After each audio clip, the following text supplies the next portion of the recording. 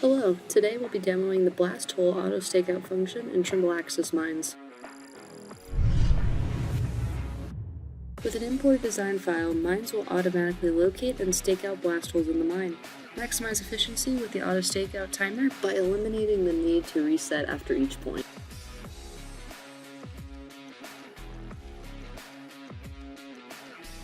Either click on a blast hole or navigate to the auto stakeout menu to access the function.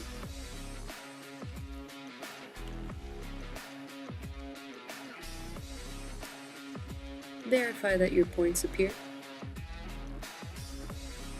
Choose your point name along with a point code. And fine-tune your EDM or your laser pace settings along with whether or not you want to store your points. Once the function begins, the SX12 will point a green laser at the collar of the blast hole on the mine back. When the function finishes, it produces a report and you're free to continue on with your survey.